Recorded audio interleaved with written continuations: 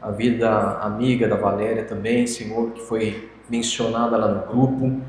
Essas pessoas que precisam de um milagre do Senhor, Pai. Pessoas que necessitam da Tua intervenção divina, da Tua mão poderosa.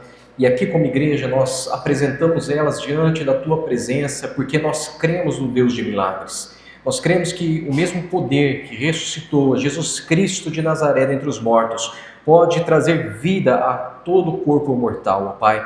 Por isso nós clamamos ao Senhor, para que o Senhor possa vir de encontro a esses corações, para que a Tua presença possa inundar a vida deles, trazer-lhes, ó Deus, a revelação da salvação, assim também como a cura física sobre os seus corpos, ó Pai.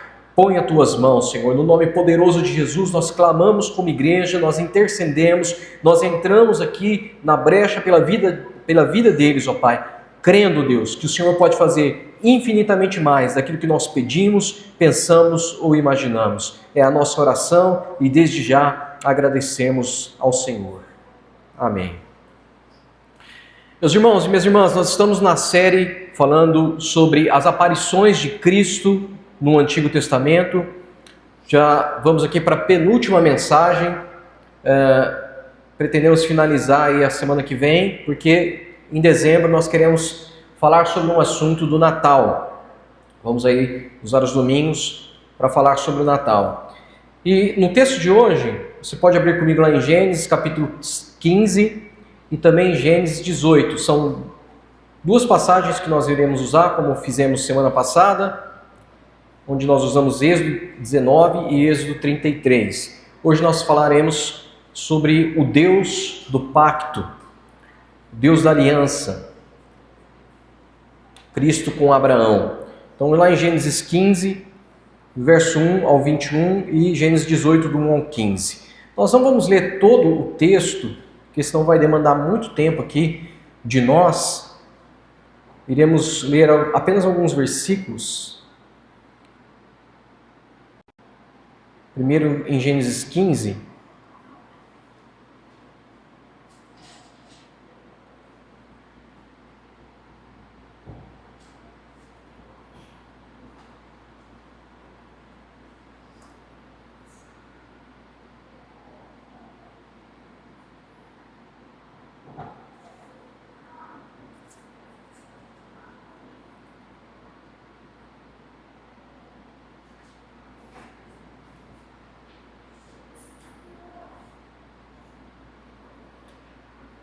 Vamos ler os primeiros versículos. Depois dessas coisas veio a palavra do Senhor a Abrão em visão, dizendo: Não temas, Abrão, eu sou o teu escudo, o teu grandíssimo galardão. Então disse Abrão: Senhor Deus, que me hás de dar, pois ando sem filhos, e o mordomo da minha casa é o Damasceno Eliezer.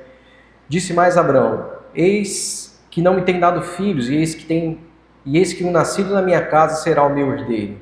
E eis que veio a palavra do Senhor a ele, dizendo: Este não será o teu herdeiro, mas aquele que das tuas entranhas sair, esse será o teu herdeiro. Agora vá lá para o capítulo 18.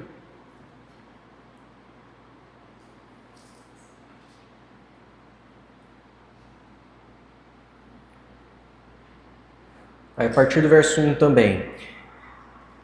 Depois apareceu-lhe o Senhor nos cavernais de Manre, estando ele assentado à porta da tenda no calor do dia. E levantou os seus olhos e olhou, e eis 3 homens em pé junto a ele. E vendo-os, correu da porta da tenda ao seu encontro e inclinou-se à terra. E disse: Meu Senhor, se agora tem achado graça aos teus olhos, que não passes do teu servo, que se traga já um pouco de água, lavai os vossos pés e recostai-vos debaixo desta árvore. E trarei um bocado de pão, para que esforceis o vosso coração, depois passareis adiante, porquanto isso chegaste até vosso servo, e disseram: Assim faze como disseste. Agora vá lá para o verso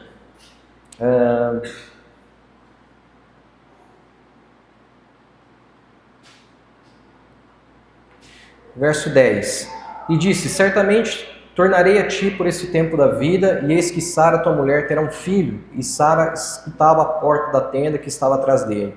E eram Abraão e Sara já velhos e adiantados em idade. Já Sara havia cessado o costume das mulheres. Assim, pois, riu-se Sara consigo, dizendo: Terei ainda deleite depois de haver envelhecido, sendo também o meu senhor já velho? E disse o Senhor a Abraão: por que Sara riu, dizendo: na verdade não darei eu a luz ainda, havendo já envelhecido?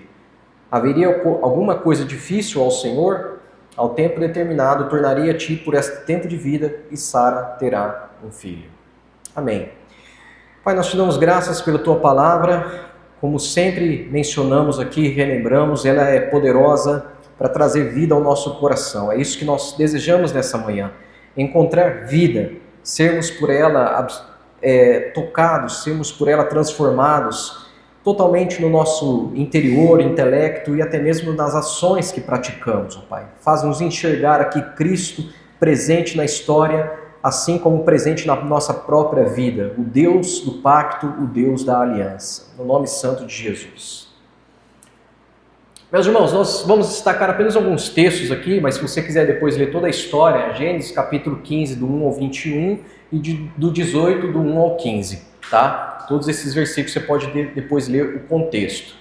Mas o que a gente tem aqui? A gente tem Deus se apresentando a Abrão, era Abrão ainda, ele não havia mudado o seu nome, e fazendo-lhe uma promessa. E a Bíblia fala, no verso 6, que Abrão creu nessa promessa, ele creu, e isso lhe foi imputado para justiça. Obrigado, Rodrigo. Então, o que nós temos aqui é, de fato, um Deus que vem ao encontro dos seus filhos, dos seus servos, como você querer entender, e faz uma promessa. Mas mais do que isso, se você continuar a ler o texto de Gênesis 15, Deus não faz só uma promessa, ele chega diante de Abrão e ele sela essa promessa com um costume que era da época. Qual costume que era esse? O costume de se fazer alianças. Então, se você for descorrendo o texto ali nos versículos, você vai perceber que eles fazem um tipo de ritual ali. Deus pede para Abraão cortar os animais em pedaços, separá-los em duas partes. Abraão cai no sono e ele passa por entre essas partes ali, simbolizando esse pacto, essa aliança. Então há um derramamento de sangue ali. Abraão, ele faz isso, ele recebe essa visita do Senhor logo depois de obter vitória sobre os reis do qual ele guerreou. E como ele estava com medo de algumas retaliações, quando Deus se apresenta para ele, a primeira coisa que Abraão fala é: mas eu não tenho herdeiros. Porque os herdeiros eram aqueles que defendiam a casa, eram aqueles que pelejavam, que lutavam pelas suas tribos. Então a primeira coisa que Abraão fala: eu não tenho herdeiros, o herdeiro aqui é um servo, eu não tenho herdeiro, Senhor. E aí Deus aparece para ele e fala: ó, calma, Abraão, não temas. Não temas, porque eu sou o teu escudo, eu sou a tua recompensa. Então Abraão ele estava confiando na própria força do braço para poder se defender depois dessas vitórias. Ele estava confiando de que os seus filhos é quem poderia guerrear, lutar, defender contra um contra-ataque desses reis. Mas o próprio Deus vem para ele e fala: calma, eu sou o teu escudo, eu sou a tua recompensa. É por isso que Abraão ele se lamenta por não ter filhos. E é por isso que os versículos mais para frente, o Senhor chega para Abraão e fala: sai para fora da tenda. Sai para fora da tenda e olha para os céus. Conta as estrelas se isso foi possível. Conta se você conseguir fazer isso. Olha para a areia do mar e conta os grãos de areia se você conseguir. Porque é assim que será a sua descendência. A tua descendência será tão numerosa quanto as estrelas do céu, quanto a areia da praia. Abraão então, ele descansa nessa promessa de que Deus é o seu escudo e de que Deus faria dele pai de multidões. E é por isso que o texto vai dizer que Deus acredita a esse tipo de fé justiça. O que significa imputar justiça a alguém? Imputar justiça a alguém é atribuir a alguém a condição de ser justo. Que os seus atos agora passam a ser daquele que lhe imputou justiça. As suas responsabilidades agora, todas as suas ações, todos os seus atos estão alinhados com aquele que lhe imputou justiça. Muitas vezes, meus irmãos, a gente está olhando para a terra, a gente está olhando para as nossas circunstâncias, para a nossa vida, e nós estamos tão temerosos porque as condições da nossa vida, elas não são tão favoráveis assim. A gente está olhando para a nossa capacidade, a gente está olhando para a nossa força, a gente está olhando para a nossa inteligência. Só que o que o Senhor fala para Abraão que a gente pode tomar para nós? O Senhor é o nosso escudo. O Senhor é a nossa recompensa. O Senhor é a nossa promessa. E para que isso fique claro, para que isso não haja dúvidas para Abraão, assim como também não deve haver dúvidas para nós, Deus estabelece um pacto.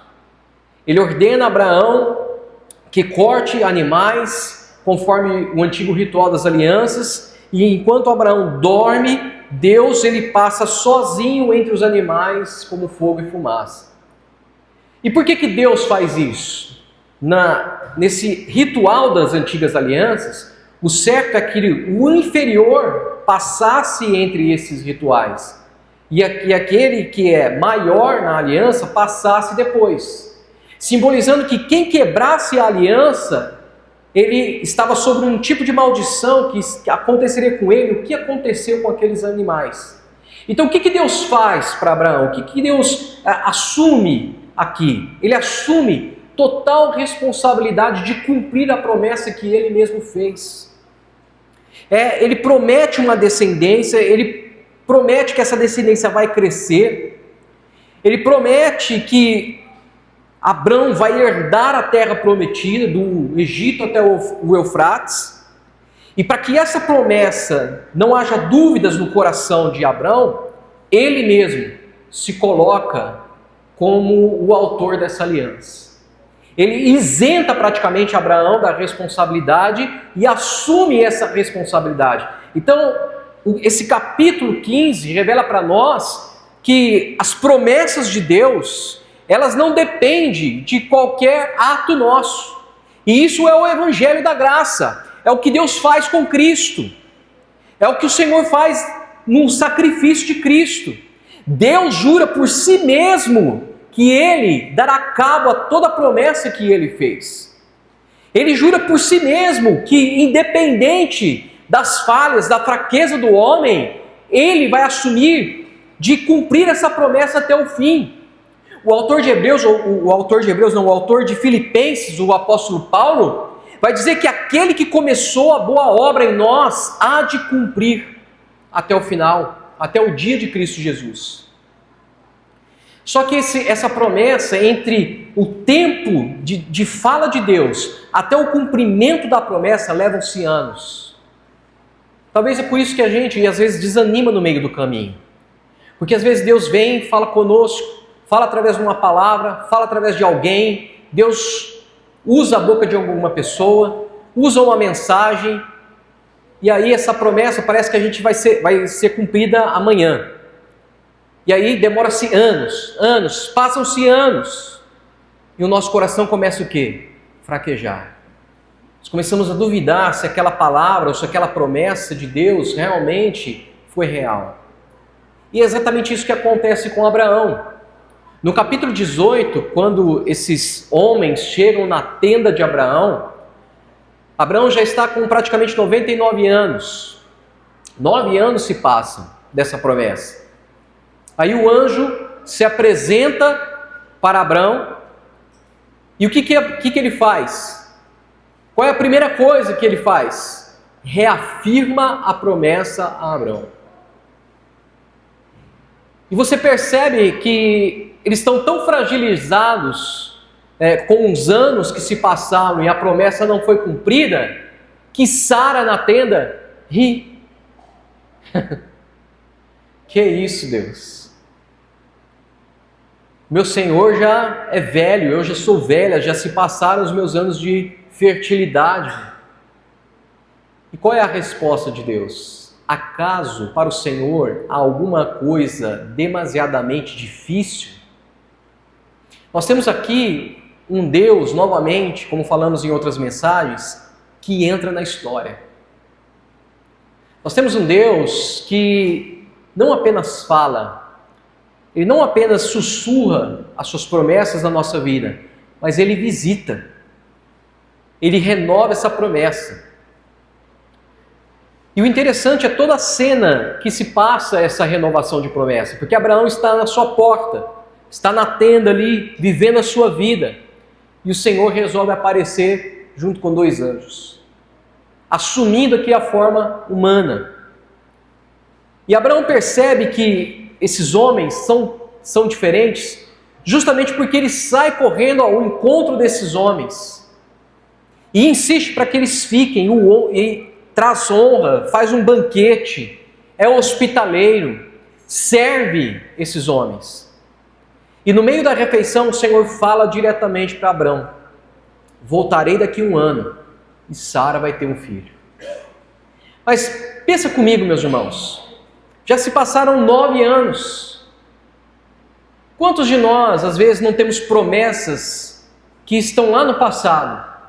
Quantos de nós, até mesmo a promessa bíblica de que Cristo voltará, e a gente fica imaginando: nossa, mas já se passaram 2000 anos, será que de fato Cristo voltará?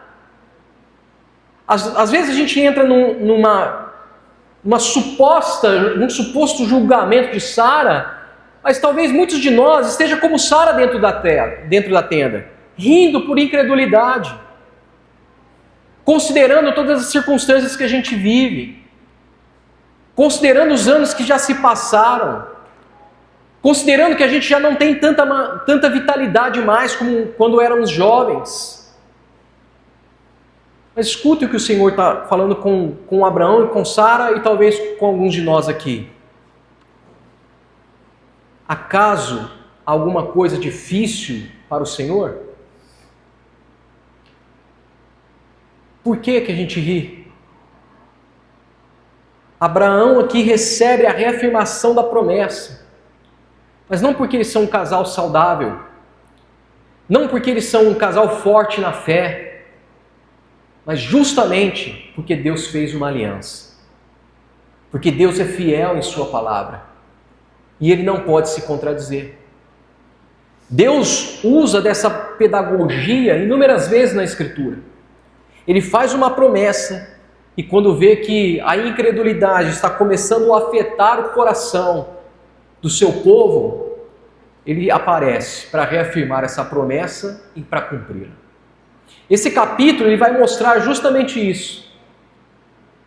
E ele mostra esse Cristo pré-encarnado entrando aqui na casa de Abraão, entrando na história de Abraão, para selar com a sua presença, para selar com a sua voz a promessa que um dia foi feita a ele.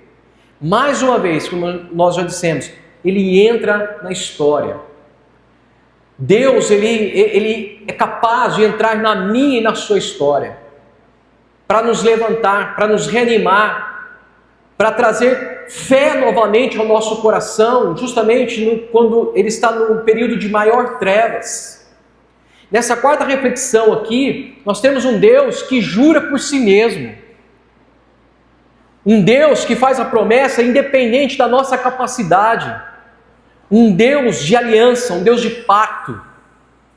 A gente está chegando num ponto da jornada aqui, dessas reflexões, que a gente pode confirmar, como nós já falamos na mensagem anterior, que Ele é um Deus que se revela desde o início da história. Embora a gente não esteja seguindo aqui uma ordem cronológica dos fatos, nós falamos aí sobre Agar, depois nós fomos lá para Êxodo, voltamos em Abraão, falamos sobre Josué, não estamos seguindo aqui uma ordem cronológica, a gente percebe que Cristo é aquele que está presente em toda a história, que caminha com os seus, que luta pelos seus, que fala com os seus, que governa sobre os seus, que chama os seus para perto, e que motiva, que incentiva, que restaura a fé. Hoje a gente contempla o Cristo não mais como aquele que se aproxima, como aproximou-se de Agar, não mais como Deus que luta e chama para lutar ao seu lado, como foi com Josué, não mais aquele que chama para fazer uma aliança de intimidade com o seu povo, como nós vimos em Êxodo, mas a gente está olhando o Cristo que faz um pacto naquilo que promete. que aparece para selar aliança com um homem que não tem nada. E esses somos eu e você, meus irmãos. Cristo apareceu na nossa vida quando a gente não era nada. Cristo, ele continua aparecendo na nossa vida quando nós não somos nada. E às vezes a gente fica pensando, por que Deus não fala comigo? Por que Deus não fala comigo? Por que Deus não fala no meu coração? Talvez porque a gente não chegou ao nada ainda. Porque é nesse momento que ele aparece. O cenário que a gente observa aqui é completamente diferente do que nós refletimos na semana passada em Êxodo 19. Em Êxodo 19 nós temos um Deus majestoso, cheio de glória, trovões, relâmpagos, fogo. Mas aqui nós temos uma cena profundamente humana. Em Gênesis 19 nós temos uma cena de terror, nós temos uma cena apavorante, mas aqui nós temos uma cena completamente íntima. Um Deus que aparece na casa de um homem idoso, um homem cansado, um homem que recebeu uma promessa, mas já está fragmentado na sua fé, porque os anos se passaram. Um homem que em Gênesis 15 olhou para os céus, tentou contar as estrelas, olhou para a praia, tentou contar os grãos e creu nisso. Mas agora ele está aqui completamente fragmentado, sem filhos, e talvez perguntando como muitos perguntam hoje em dia, o que será de mim? Deus prometeu, mas não cumpriu. A crise de Abraão, meus irmãos, é a crise de todos nós. É a crise pelo qual todos nós passamos. Quando a promessa, ela começa a se distanciar. Quando a promessa começa a se apagar a chama do fogo que um dia nos levou a crer nela. E a resposta de Deus, ela não é filosófica nem abstrata. Não, a resposta de Deus é Cristo vindo a Ele. O Verbo eterno se apresentando diante daquele que está fragmentado, daquele que está quebrado na sua própria fé. É o Cristo reafirmando, trazendo ânimo novamente. O Deus que fala, o Deus que caminha no meio do pó, o Deus da aliança. E se você imagina que Cristo parou de se apresentar dessa maneira, eu acredito que no mínimo você esteja ferido na sua fé, ou inocente. Porque a revelação é a autodoação de Deus no tempo. Cada manifestação de Cristo é uma manifestação da graça em direção à redenção final. Como eu já falei aqui inúmeras vezes, a gente ouve testemunhos lá no Oriente Médio, onde o próprio Cristo tem se apresentado a alguns muçulmanos. Deus ainda continua se manifestando. Cristo ainda continua entrando na história. Eu não tenho como não acreditar nisso. Cristo ainda continua entrando, renovando o coração, fazendo promessas e cumprindo.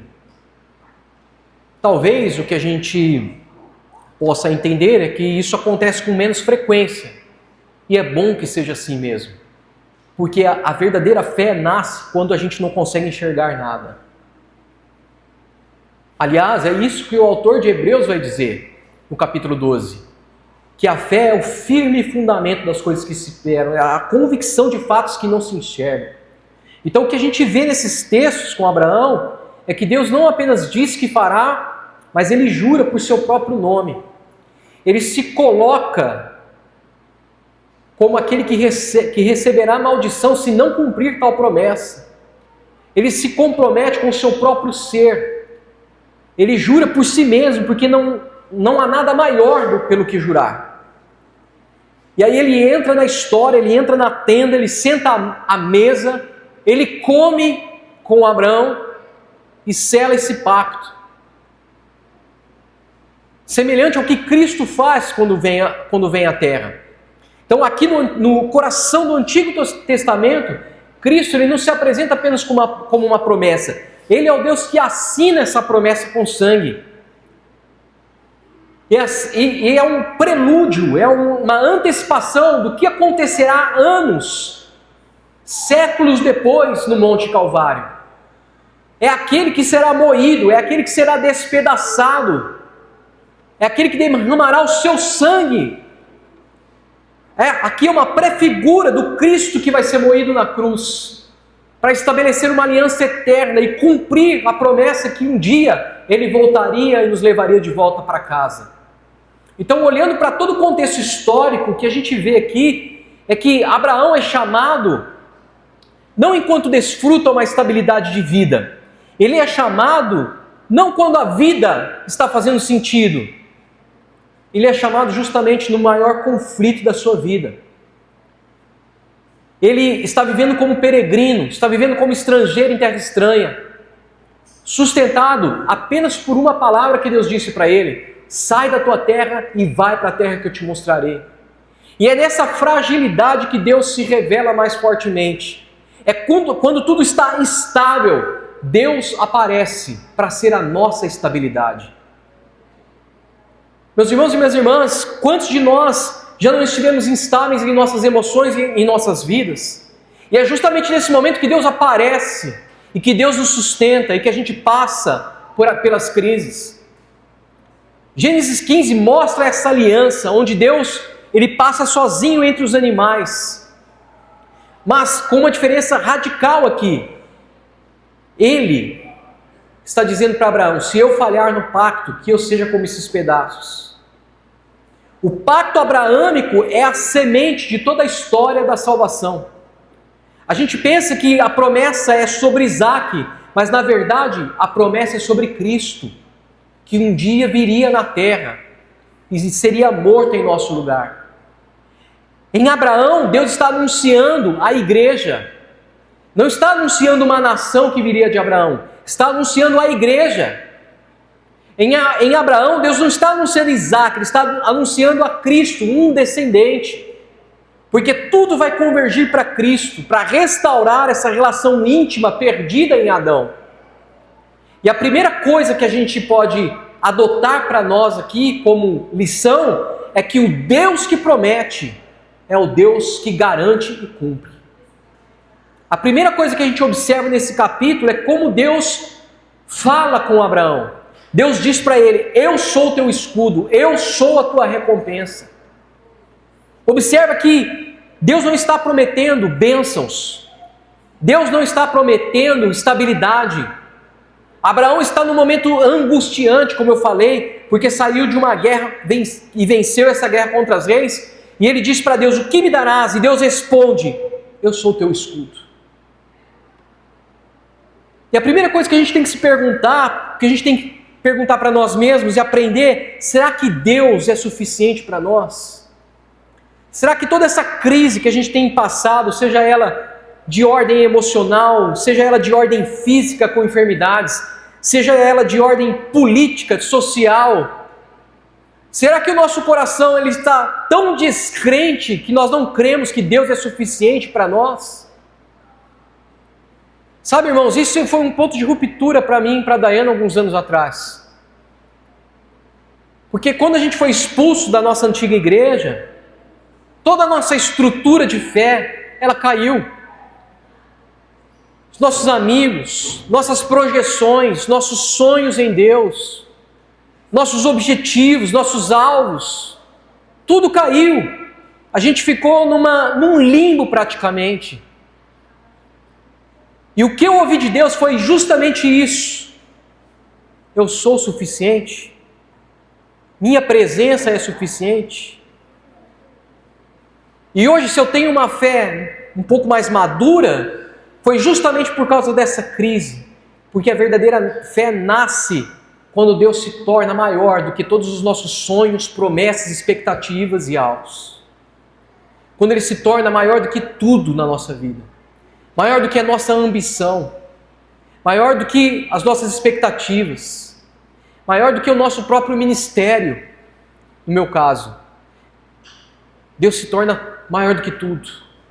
E é impressionante ver como Deus, primeiramente, se revela dessa forma aqui para Abraão: eu sou a tua recompensa. eu sou o teu escudo. Ele ordena que Abraão olhe para o céu.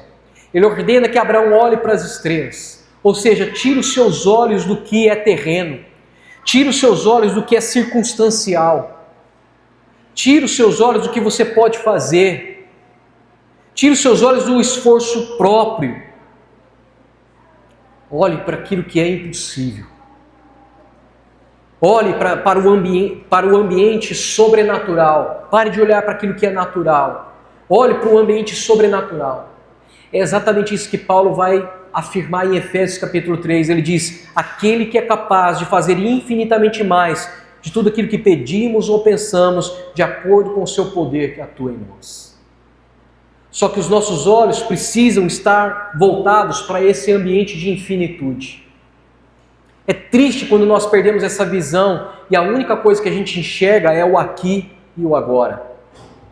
Calvino, ao comentar esse texto, ele vai dizer: a fé, ela não olha para o ventre de Sara, mas ela olha para a boca do Senhor. Onde será que os nossos olhos estão concentrados nessa manhã? Será que é no profeta? Será que é no pastor? Será que é na circunstância? Será que são nos cenários visíveis e previsíveis? Será que é na nossa Suprema Corte corrupta? Ou será que é na boca de Deus? Naquilo que Ele fala? Será que é na finitude ou na infinitude? Eu te convido nessa manhã a voltar os seus olhos e começar a contar estrelas.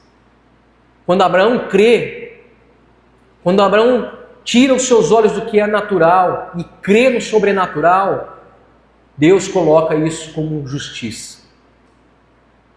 E é exatamente isso que Deus faz conosco na salvação. Quando nós colocamos os nossos olhos em Cristo, nós somos declarados justos. Não há nada, diz o texto bíblico em Romanos 8, que pode nos separar do amor de Cristo. Nem altura, nem profundidade, nem largura, nada. Nem anjos, nem principados, nem potestades. O que nós temos aqui é justamente o que Cristo faz conosco. Ele aplica em nós, de forma antecipada, o perdão. Antes mesmo do nosso arrependimento. O que nós temos Deus fazendo com Abraão é justamente isso. Aplicando o evangelho que seria proclamado na cruz. Como o apóstolo Paulo afirma em Romanos 4, Abraão foi justificado pela fé. Na fé em quem? No descendente, no Cristo prometido. Não pelos seus feitos, não pela sua força, mas na promessa, na boca de Deus.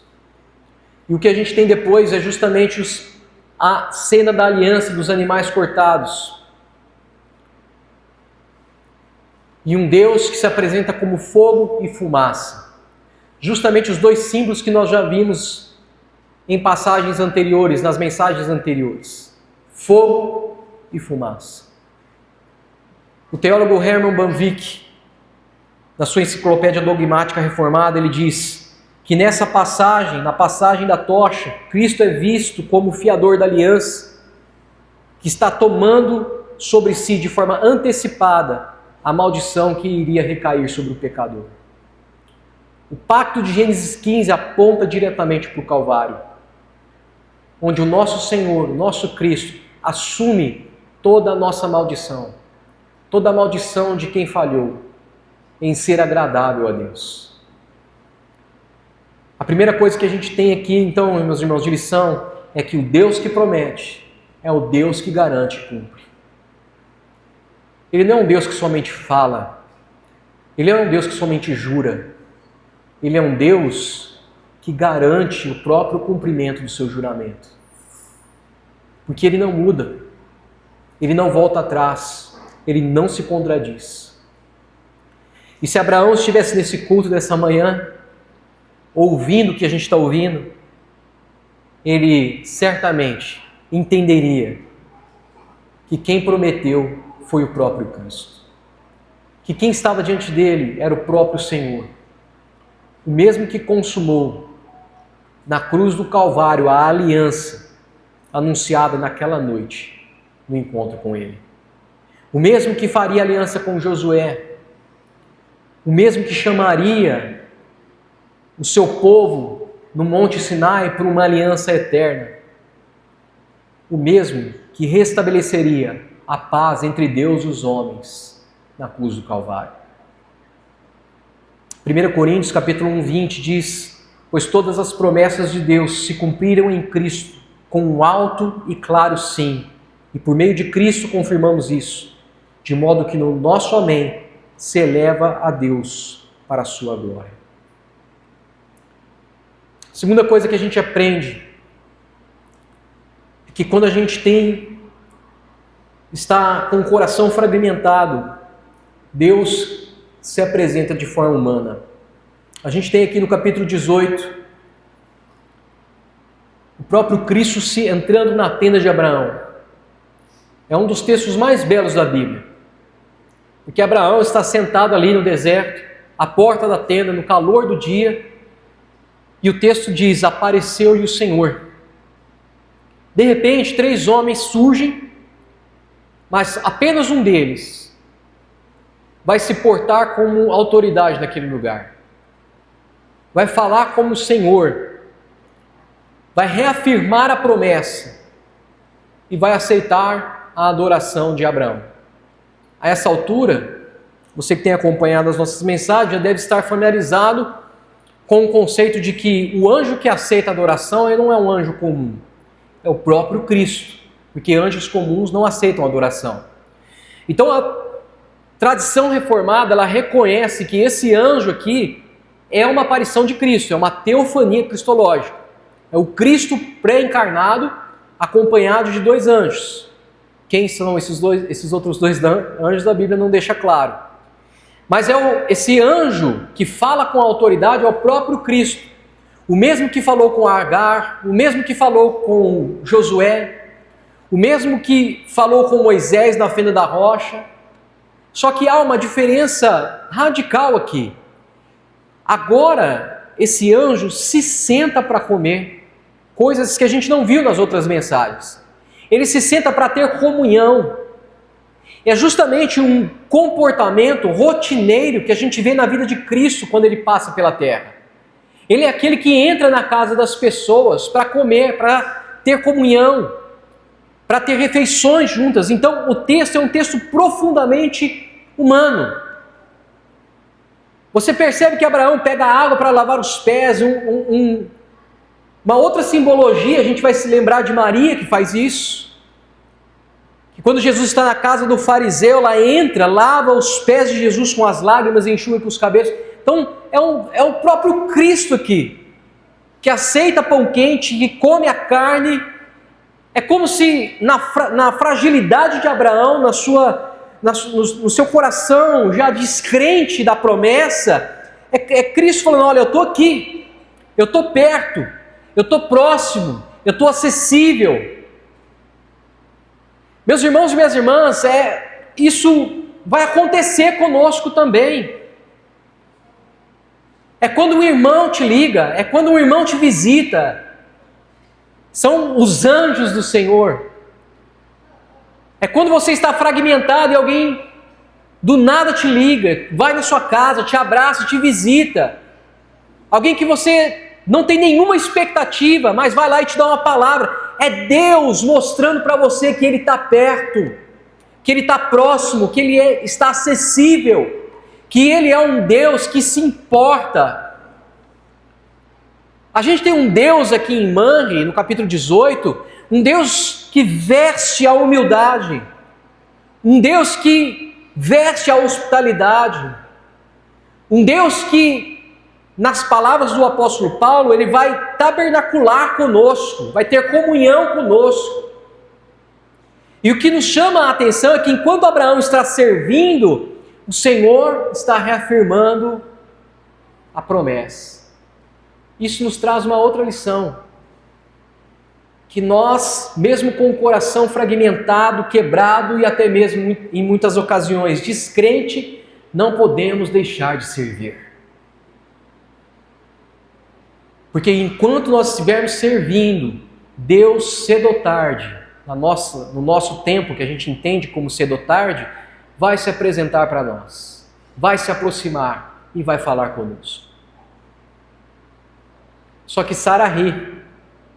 E Sara ri, como nós já falamos, não por maldade, mas justamente pelas circunstâncias. Talvez porque ela não olhou para o céu como Abraão, não olhou para a areia como Abraão, mas está ferida pelas circunstâncias que a cercam. E Deus, na sua capacidade de amar, mas não deixar de ser firme, não responde com ira, responde com uma graça firme, perguntando: tem coisa difícil para o Senhor? Talvez aqui nessa manhã esteja alguém ouvindo, ou quem vai nos ouvir depois na internet, esteja exatamente da mesma forma, rindo das promessas das quais anos se passaram. Mas rindo não por maldade, mas por ver a sua capacidade hoje e talvez não acreditar mais que é possível. Porque os anos se passaram, já não há vigor, já não há força. E aí, talvez Cristo esteja perguntando para nós, esteja nos confrontando: por que você está rindo? Tem coisa difícil para o Senhor? O riso que nasceu da incredulidade vai se tornar o riso da promessa cumprida. Porque quando Isaac nasce, o nome Isaac significa justamente isso: riso. Talvez quando a promessa se cumprir, a gente vai olhar para ela e ver as nossas dúvidas. Toda vez que Sara olhava para Isaac, provavelmente ela se lembrava desse momento, onde ela riu da promessa.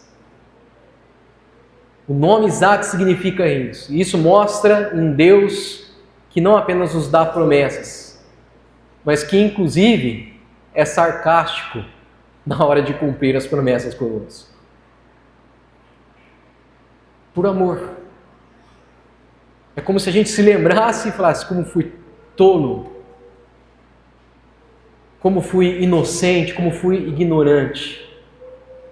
Deus está aqui nessa manhã, meus irmãos, sentado à mesa conosco, reafirmando as promessas que um dia fez e o nosso coração escondeu no canto do coração. O Deus do Sinai é o Deus da tenda, é o Deus da mesa. O Deus do trovão é o Deus do pão quente também, é o Deus do café da manhã. E cada crente hoje, cada um de nós aqui nessa manhã, está convidado a entender isso. Que Cristo não se apresenta somente no Monte Sinai com a grandeza. Não, Cristo se apresenta nas nossas rotinas. Cristo se apresenta nas nossas lágrimas, nas nossas esperas, nas nossas tendas. Talvez a visão que você tenha de Deus, e isso não está errado, mas o que você tem conhecido de Deus até hoje é só o Deus glorioso, o Deus da majestade santa. Mas o convite é para que você conheça o Deus da mesa,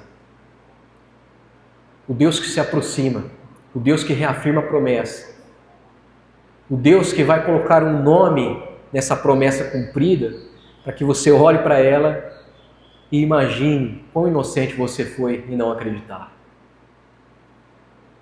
O terceiro ponto que a gente entra e aprende é que a fidelidade, ela independe da nossa incredulidade.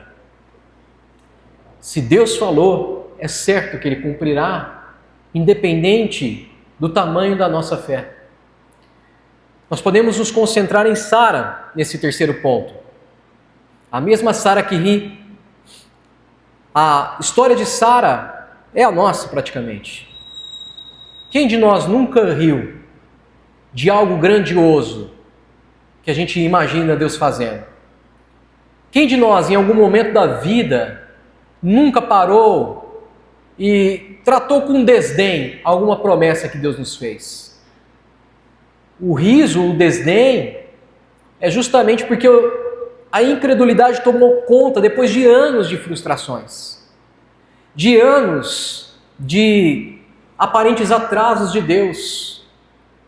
O riso e o desdém, ele vem talvez porque o diagnóstico da nossa vida parece ser maior do que a promessa.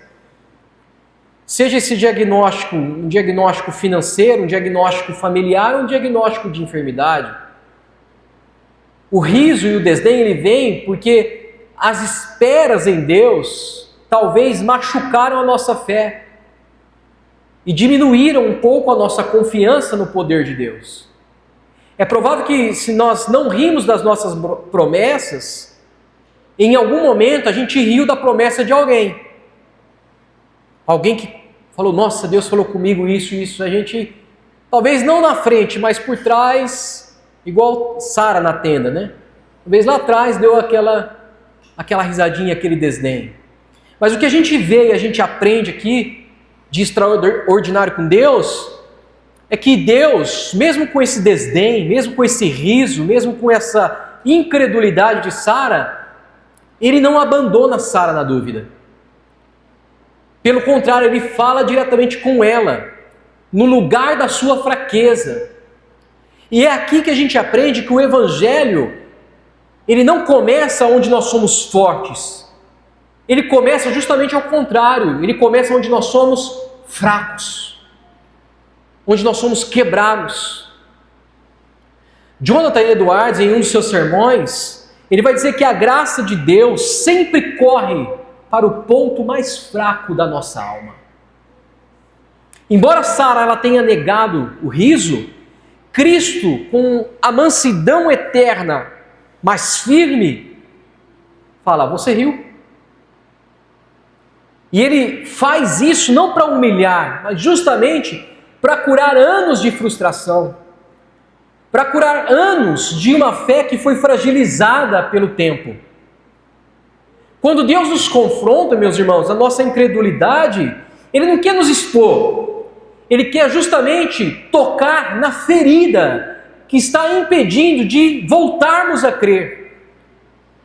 Ele quer tocar num ponto onde a gente precisa ser curado para restaurar a nossa fé. Às vezes tudo que a gente precisa para ser curado é justamente isso. É não negar, é não entrar num estado de negação, mas reconhecer até mesmo a nossa incredulidade, até mesmo a nossa dúvida, quando nós somos confrontados. É expor isso para Deus. É falar, sim Deus, eu ri. Sim Deus, eu estou ferido na minha fé. Sim Deus, os anos, eles amargaram o meu coração. É admitir a falha, é admitir a dúvida, é admitir as nossas vergonhas, para que então Cristo reafirme e cumpra a sua promessa. Olha que contraste a gente encontra aqui. Onde há riso de incredulidade, há reafirmação de promessa. Deus não abandona Sara na sua fraqueza. Onde a gente vê o tempo passar, nós vemos que o riso vai se transformar numa materialização da promessa. Onde o riso, que um dia foi vergonha, ele vai se tornar um testemunho da fidelidade de Deus em Isaac. E é isso que nós vemos em Cristo. E é isso que nós veremos no retorno de Cristo também. Há inúmeras pessoas que riem da nossa fé. Há inúmeras pessoas que desdenham da nossa fé. Há inúmeras pessoas que nos julgam pela nossa fé, pela esperança da nossa fé. Mas um dia esse riso se tornará um testemunho da fidelidade de Deus. Porque esse é o Evangelho da graça. Onde a fidelidade de Deus não depende da constância do homem. Onde a fidelidade de Deus não depende de quando nós somos fortes. Onde a fidelidade não depende da nossa aliança, depende dele, daquele que prometeu, daquele que selou um pacto, daquele que se colocou como garantia da promessa. Calvino vai comentar que a promessa não repousa na força da nossa fé, meus irmãos, mas na verdade de Deus. Tudo que nós precisamos é voltar a crer na verdade de Deus. Um dia desdenharam até mesmo de nós aqui como igreja.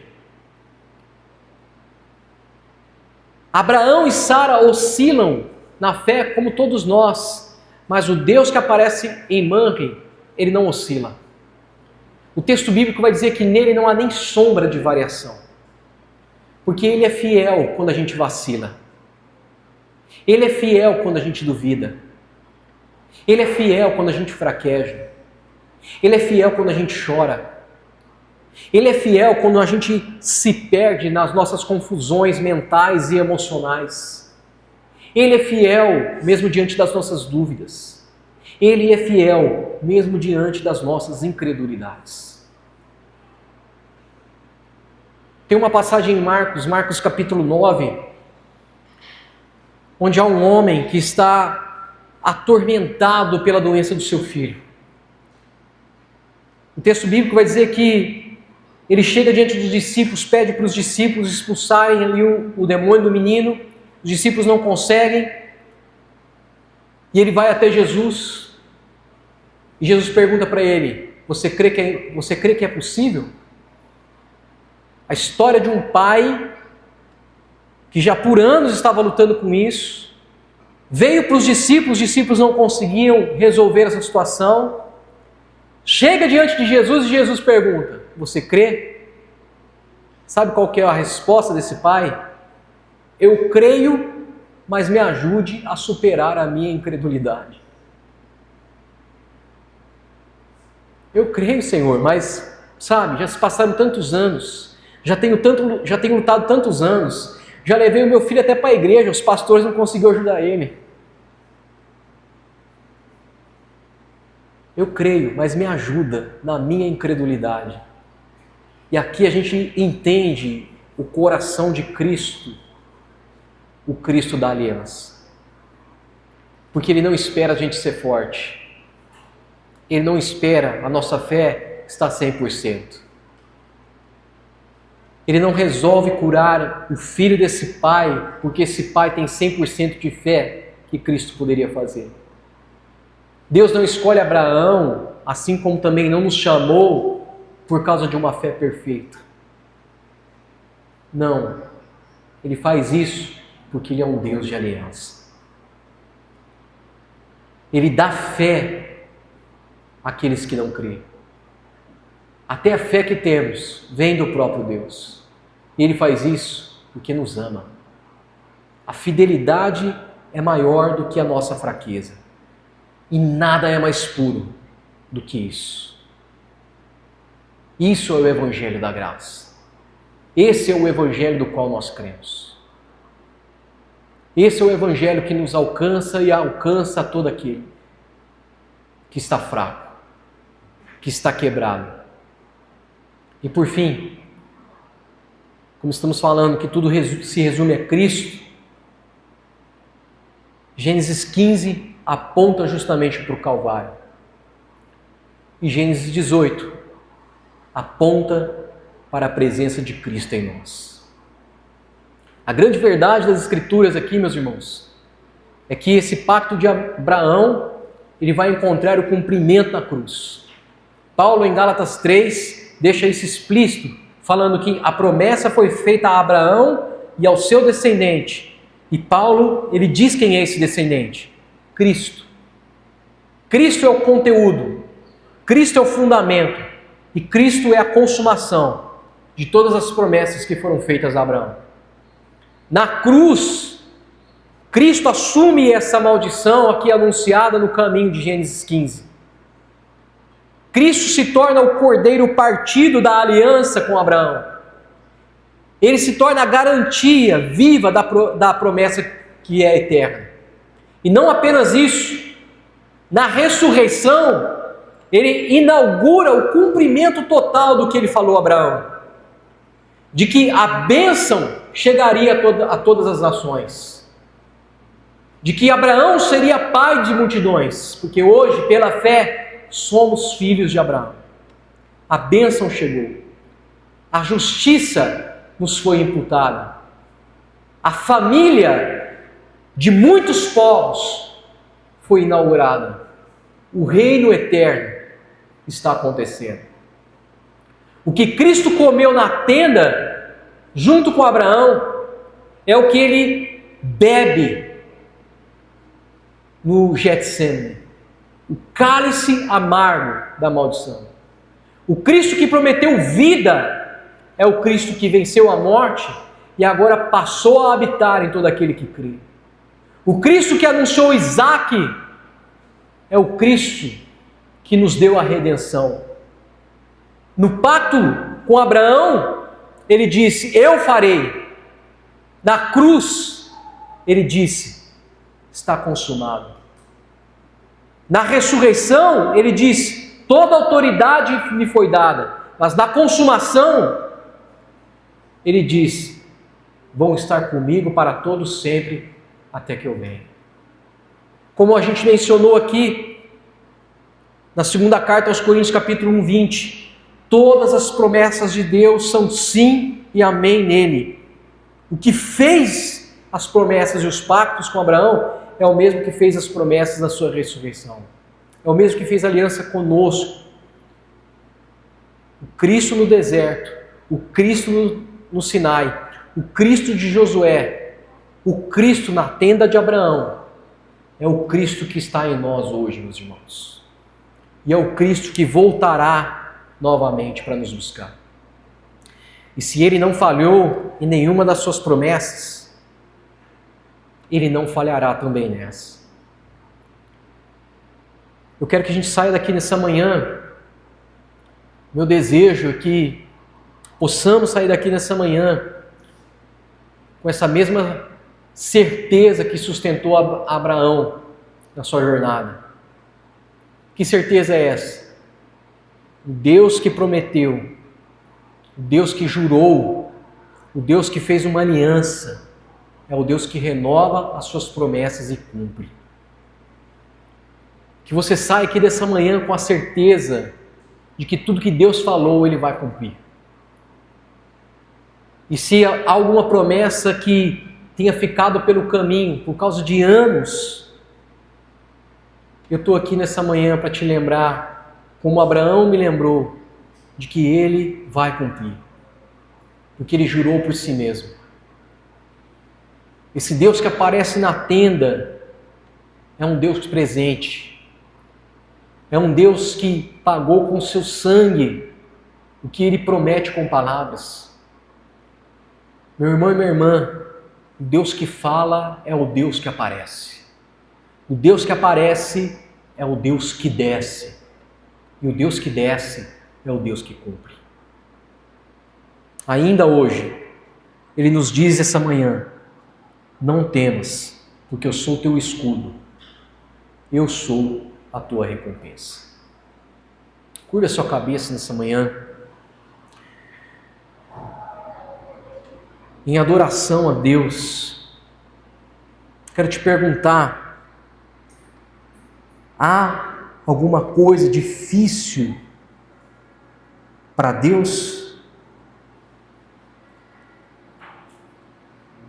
Quero te perguntar nessa manhã se há promessas no seu coração alinhadas com o propósito de Deus que parecem distantes. Se você tem uma oração não respondida, meu irmão e minha irmã, se há anos que você tem orado, clamado por algo sem resposta,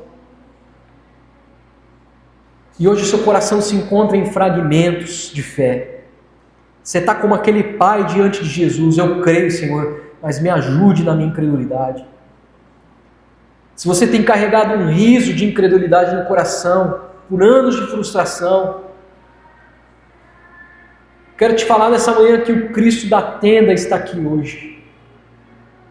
Cristo que prometeu é o Cristo que não falha. E a minha pergunta é: será que queremos crer? Voltaremos a crer que o Deus que jurou por si continua sendo fiel? Corra nessa manhã para aquele que não se engana, como Abraão correu quando viu o anjo. Continue servindo,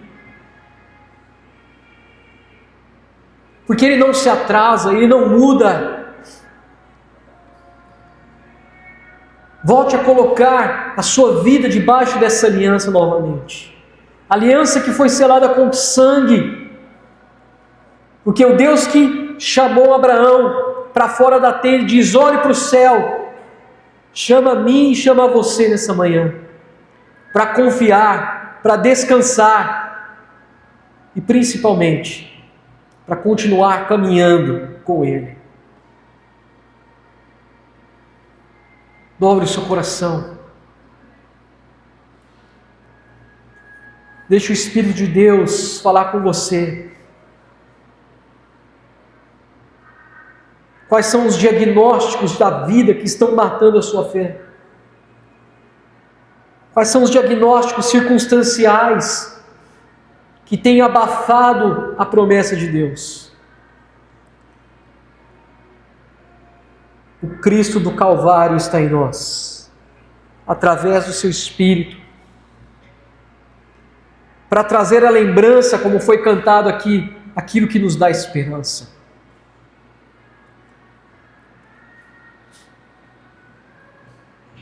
Oh Jesus, nós nos colocamos diante do Senhor nessa manhã, cada um de nós aqui como igreja. Que a Tua graça restaure, Senhor, o coração quebrado, o coração ferido, o coração que por anos andou rindo das promessas, porque já se passaram anos. Que nessa manhã o Senhor possa trazer a lembrança, toda promessa que foi falada ao coração dos Teus filhos, ao nosso coração, ao coração dos meus irmãos.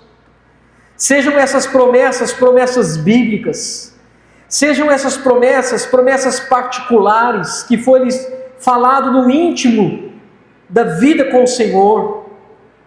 Que o Senhor restaure, que o Senhor traga esperança, que o Senhor reafirme, que o Senhor renove o coração nessa manhã, renove a esperança, renove a confiança, pois como diz o texto bíblico, aqueles que confiam no Senhor são como os montes de Sião. Eles erguerão voo, Senhor. Eles não se cansarão quando correrem. Renova a confiança de cada um de nós aqui, Senhor, em cada promessa bíblica, em cada promessa feita em Cristo Jesus, em cada promessa feita no nosso íntimo, Senhor, na nossa particularidade. Restaure nessa manhã, Senhor. E que cada riso se transforme num monumento de testemunho à glória do Teu nome, Senhor. Numa promessa viva, cumprida, onde nós olharemos e nos lembraremos de quão inocentes fomos por duvidar. Que o Senhor haja no nosso coração, haja no nosso íntimo, haja na nossa incredulidade, Senhor, restaurando isso, Pai. Porque há um selo sobre nós, há uma aliança sobre nós, a aliança do Monte Calvário, a aliança do Monte Sião, a aliança da cruz, selada com o sangue do Teu próprio Filho. É isso que nós cremos. É nisso que queremos caminhar. É dessa forma, Deus, a partir de hoje, de um renovo no coração, que queremos caminhar em graça, sabendo que a Tua fidelidade não muda. No Senhor não há sombra de dúvida, não há sombra de variação. O mesmo Deus que fala é o Deus que desce e cumpre, e se coloca como garantia das promessas que faz. Que nessa manhã, cada um de nós aqui, sinta pela parte do Senhor, do Teu Espírito, esse renovo, esse calor no coração, o coração sendo aquecido novamente, com uma visita na tenda, Deus. Visita cada um de nós essa semana. Visita aqueles que não estão aqui, Senhor. Visita aqueles dos quais nós nos lembramos que por alguma razão estão no caminho. também feridos, ó Deus. Tua graça os alcance, assim como nos alcança nessa manhã. É o desejo do nosso coração que o Teu nome seja glorificado através de cada promessa cumprida. No nome santo e poderoso de Jesus. Amém e amém. Amém, meus irmãos. Irmãos, só mais um recado antes de nós finalizarmos. Nós não iremos fazer nenhum evento no Natal,